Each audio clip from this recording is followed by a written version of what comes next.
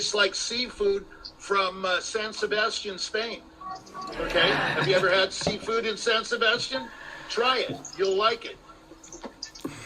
Mikey likes it. Just give it to Mikey. You know. The devil is in the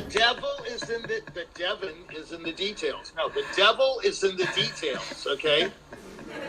Come on, let's get going.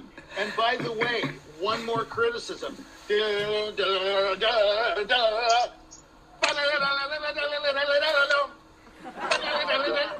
Why doesn't every guitarist go completely ape there? Why? Is it guitar that you guys have to be reserved?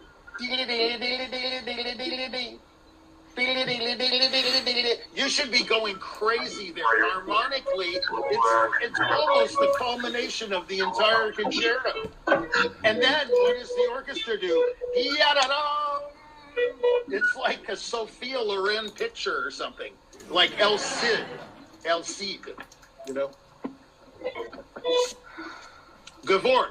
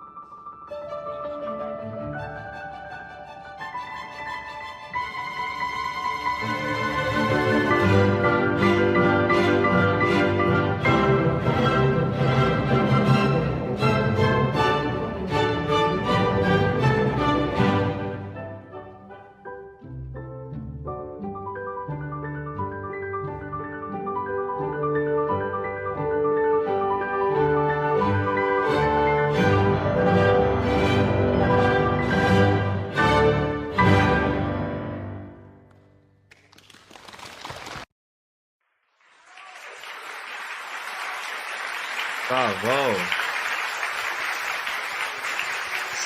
Such a joyous concerto. Thank you so much, Xiang Xu. It's wonderful to hear you. Let's start with Richie. That was absolutely stunning performance. I would say the slow movement was absolutely transcendental. It's one of the most glorious pieces of music ever written, and it was just, I don't know about you, but it transported me. It was absolutely appropriate. Every sound he made. Well, to me, a great artist is simply this. This is the definition for me. One who makes the right sound at the right time. That's it. You don't have to say, oh, it's all this other stuff. Because it's so easy. It's very simple. Whoever makes the right sound at the right time, think about it. Of course. Space between the notes, blah, blah, blah. Depth of key, angle of descent, the whole ball of wax. This guy absolutely has the piano figured out. And it's beautiful. It's spontaneous playing. It's, it was improvisatory. The slow movement was as operatic or free as a bird as you could want. And I really like the interruptions from the orchestra. I like that maestro. She was, she wasn't with him all the time in the last movement, but he's demanding there a little bit. But it was interesting. It was an interesting interplay. He covered it very well. He's a good piano conductor person because he covers when the conductor screws it up. You know what I mean? You know what I mean, Gevorg, right? Yeah. That's what I wanted to say. Yeah. No, yes, I'm not saying any conductor screws it up, but there are conductors that are simply not listening to the soloist. And this guy was listening to the conductor, if you noticed. And vice versa. Yeah, just hold on. I'm not done yet. Okay. All right. So look. It will be long, huh? No, it's not going to be a long time. It was absolutely perfect playing in many ways. I would say in the last movement, he could go a little bit slower and it can be much more of a, I hate to, by the way, Gevorg or Navard, is that a rondo? It's a rondo. Yeah. Rondo. Yeah, that's what I thought. Yeah. Sorry, Chris, you too. Yeah, it's a rondo. So therefore, therefore it has to, it was a little pushed, but not rushed. He never rushed. But the overall tempo for the harmonies, it was exciting to hear it at that tempo, But I felt in the trills, he could have filled those trills out so much more. Instead, they were sort of like the most you could do at that tempo kind of thing. I prefer a more dance-like, complicated theme than what he presented. It was a little too straightforward. It was a little too driving. But all in all, great. And also, I thought it was interesting where that interplay between the orchestra and the piano, where they go dun dun dun dun, he diminuendos every one of those left-hand passages. I've never heard that before. I remember most pianists just clobber the end of that phrase, and then they cut it off, But he went, and I've never heard that before. And that's an interesting alternative interpretively to that passage where the right hand goes jump and he went if you notice at the end each time. Pianistically, it's just beautiful playing without that karate chop Yuja Wang approach. It's just absolutely cannot stand her playing. Because everything's the same and it's all loud and fast and whatever it is. This guy is an artist and he has a thought process and he has something I would say critical to say. He has something critical to say, especially in the slow movement. That's all I have to say.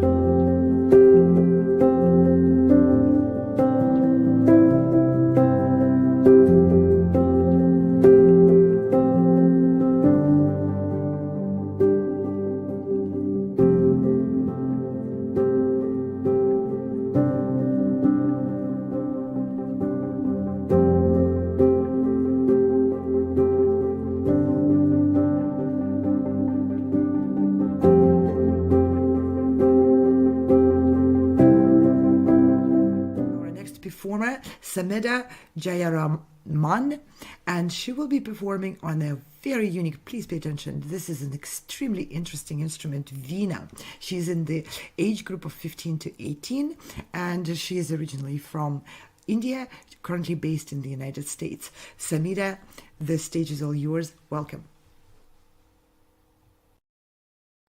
This is a South Indian instrument. It's called the Veena. It's a stringed instrument. Today I'll be playing a piece called a Varnam in Indian classical music. It's called Mathe Malvadhwaja, and the composer is Muthaiva Bhagavathar.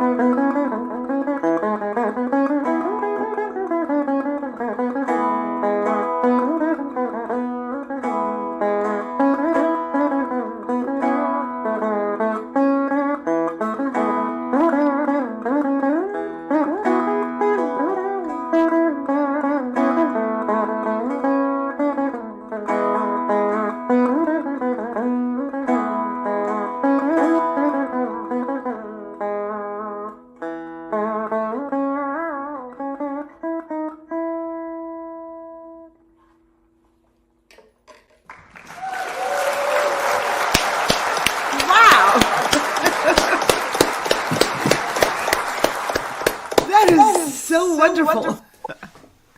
Thank you so much, Sumedha, for bringing this piece and this instrument. Thank you. It's wonderful. Michelle, to you. I would like to thank you. That was wonderful. I'd love to know a little bit more about your instrument. Like, how long have you been playing? How many strings do you have? How many frets are there? It's so interesting. It's my first time seeing it. Yeah, sure. I've been playing the instrument for around 10 to 11 years. There is 4 main strings. Right now I've tuned it to E. It's like you have to tune each string to a specific note. So this is tuned to E, and then you have 4 other notes. And then you have 3 extra like rhythm-based notes where you just use to like keep track of the rhythm. So in total there's 7 strings. Yeah. Can you play them all individually once for us? Yeah. So this is the first one. This is the second one. And then the 3 rhythm notes they're all tuned to like, yeah. The same harmony, yeah. And it's so well tuned. And how do you differentiate between the notes and the rhythm notes that you're saying? Like, what makes the difference? So the idea is that like for the main notes you have all of the different frets, right? So you can play like different. But then for these 3 notes that are behind the instrument, you can only tune them to a specific note, and you kind of just play it like on the downbeat of every. So basically, Okay. There's like a rhythm for every like 8 notes. It's 1 cycle. So in the downbeat of every like cycle, you play the rhythm notes. Yeah, How okay, that's what I was interesting. hearing. I wanted to also ask a question. It's actually coming from our show director, who is a composer, Ante Božić-Kudurić, texted me. He can't come on screen because he's handling a lot of tech on the back end. But I join in that question. Now, the piece you played, is it notated? And if so, how? And how much is improvisation involved? Okay, so basically the first 1 minute was improvised. So basically before every like piece, usually the artist plays like around 1 minute of improvised notes in that particular scale. So each song is set to a particular scale, or where like there are set notes that you have to play, but then within those notes you can improvise for like 1 minute to like show the mood of that particular scale, and then the rest is set. And how is it notated? Basically, like it differs from school to school, I guess. Like the main structure or main like tune of the song is like the same across like all of India, I guess. But then like the particular like lines, it has the same idea, but like it differs from how your teacher teaches it to you. How fascinating. Michelle, to you. Thank you so much for educating us about this amazing instrument. I just found it on Wikipedia, and I'm looking forward to getting in more. So I just thought overall your rhythm was excellent. I know that's why you're spending time explaining the rhythm strings. It makes a lot of sense. And every 8 beats, as you were saying, I think, where it cycles through, we could really hear that repetitiveness. And I like the improvisation aspect of what you're doing. I thought your sound is really great. Like the tone of the instrument is really warm and vibrant. So I just think there's maybe some, and like I'm a pianist, we're both pianists, right? So we're giving you our perspective as musicians, but of course you know what you're capable of technically on the instrument. But I think from this improvisational aspect of the music, there can be much more freedom after that initial strum. So you release the energy, drum, and then you had all of these beautiful phrases that were coming through. And I think there can be a lot more variation in the tone to kind of bring us through the phrase. And then we come back down again to have that, again, that strum of energy that comes through. That's going to provide a lot more interest too and keep us in the flow. And I thought, what was the other thing I wanted to say? Well, your technique and your positioning and your poise is very good. Like you're obviously very well prepared. You look very comfortable behind the instrument. So I think that there's maybe some more freedom that you can take. Oh yeah. At the end, I was wondering about the dynamics because I wasn't hearing a very big range in them. But then at the end, you did come down and you showed us like a very nice piano color. So I think that you can play a lot more with that, even within the big energetic part of the piece, that you could still show some variation in the dynamics because that's going to draw us in much more musically interesting as well. Okay, yeah, sure. Thank you. Yeah, I would agree with Michelle. Now, there's probably some cultural prescription on how you improvise on this instrument within the that spectrum of dynamics and phrasing and everything. But we are now in the world mix of all instruments, and piano becomes one of thousands, and yours is also. There are some underlying principles in how you draw your listeners, your audience, draw their attention and hold their attention throughout the story. And it is based on the same things, basically. I mean, the technique is different, instrument looks different and all of that, but the basic underlying principles are more or less the same. It's emotional journey throughout the piece. So you're telling the story in the piece. And if that falls into the culture of your instrument, I would like to also join my voice to what Michelle was saying. It's really enjoyable to hear that strumming and the rhythm and coming back to it, and it has a dance element even in there. At the same time, you want to unfold the story. In other words, even throughout the repetitiveness, it's like a spiral movement. In each spiral, on each circle of that spiral, something new happens, and you play new notes. So if you add to the new notes maybe more development dynamically, we will be even more drawn. I was drawn already to this playing, but it is magic. It's extremely interesting and very, very engaging. And I was just thinking as well with you're plucking with your fingers, right? You're not using your nails at all? No, there's like a nail kind of extension that you use to play. Oh, how interesting. Mm-hmm. Okay, cool. Can you show us just like kind of slow motion what you're... Yeah, so this is the Okay. nail. Got it. You're just plucking with Yeah, okay, so that's what I was wondering, because with guitarists, they have their nails shaped to a very specific angle in order to get a different tone. So I was wondering, as Dr. Anna explained so perfectly, I think you really need to unfold the storyline, and so every new strum of energy kind of takes us to a new variation or improvisation. And so if you can alter the speed at which you pluck the string, that's going to give you a different sound. And maybe this is part of the technique that you studied with your teacher, but I think that would be something to really think about, like because in piano we have like the speed of attack is going to give us different sound variations, different colors of the instrument. So I think that would provide different colors even when you're in that big climax part of the piece, that we could still hear tone differences. That could be really interesting. And I also want to say that blue is just so beautiful. It's just a nice outfit that you have. Yeah. What are you wearing? Can you tell? It's traditional outfit, right? Yeah, it's called a pavare. It's a traditional Indian outfit. Okay, well, it So just looks gorgeous. so great on you. Yeah. Yeah, I think the whole presentation is just so gorgeous. The dress, the instrument is very elegant, and I love that plant which you have in there. It's important. The stage needs to be set, and you said it so well. Yeah. So well done. Yeah. Thank you. Thank you so much for joining us. And that was Sumedha Jayaraman performing on Veena, traditional Indian instrument, and she's originally from India, now based in the United States.